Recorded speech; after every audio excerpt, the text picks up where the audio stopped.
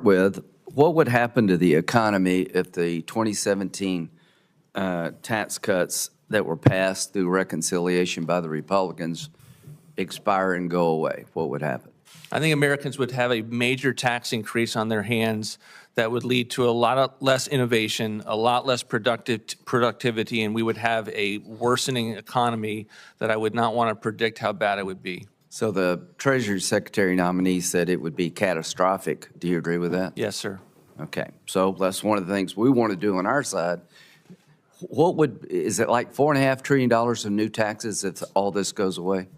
That's the static cost of it, yes, sir. Yeah, so we don't want it to go away. I guess they do.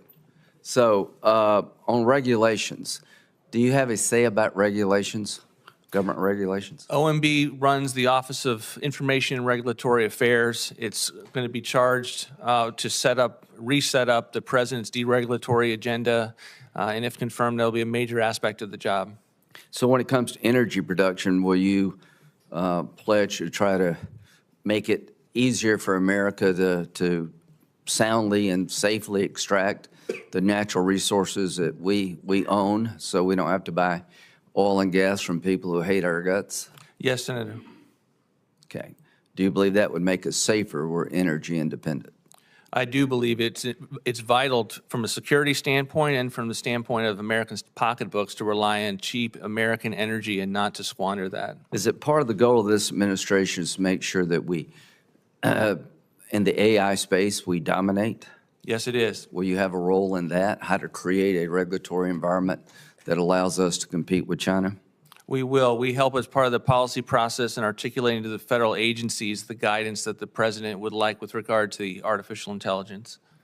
When it comes to spending, is it your goal to reduce federal spending where you can responsibly? Yes, sir. Do you believe there's some room in our budget to eliminate programs that most Americans wouldn't feel the effect of? I do. There's plenty of areas in the federal government to be able to begin to tackle our spending and debt. So you promised me you'd do the best you can to reduce federal spending in a responsible way. Yes, Senator. Good. When it comes to the president's executive order about suspending foreign assistance for 90 days, do you know exactly how that works? Does that stop money going to Israel? No, Senator. The Senator, it is a 90-day review of the programs that are in place, and it is to ensure that all of those programs are consistent with the president's viewpoint, of which, of course, aid to Israel continues to be one of them. So what's the most important function of the federal government in your view? I believe it's to keep the American people safe and secure so they can enjoy their liberties and to protect their rights. Are you familiar with the amount of money we spend GDP-wise on defense? What is it right now? I am aware. I think it's like 3.1%. 3%, yes, Senator. And it's going down to the mid-2s. Do you realize that's only 4 times in American history we've had that small of amount of money spent on our defense? Will you be open-minded to make sure that we can defend this nation by creating a bigger Navy? Absolutely, Senator. It's a priority of the president. It was a priority at OMB in the first term to make sure that we establish maritime supremacy in this country, and it will be if confirmed.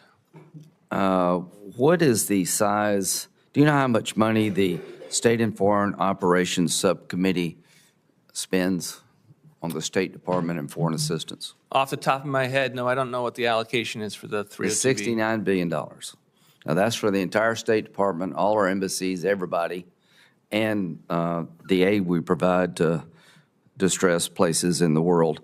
What percentage of the federal budget is that? Do you know, outlays? I believe if you did a small percentage, it would be a small percentage compared to 7 trillion. It's 1%. Now, having said that, try to save money. Let's don't waste money. But I believe, I'm a pretty hawkish guy, if you don't get involved in the world and you don't have programs in Africa where China is trying to buy the whole continent, we're making a mistake. So it's 1% of the budget.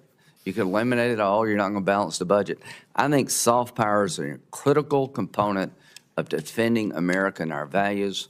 I look forward to working with you to make that count better, but the concept of soft power means a lot to me, and that's coming from a pretty hawkish guy. With that, Senator Merkley. Thank you.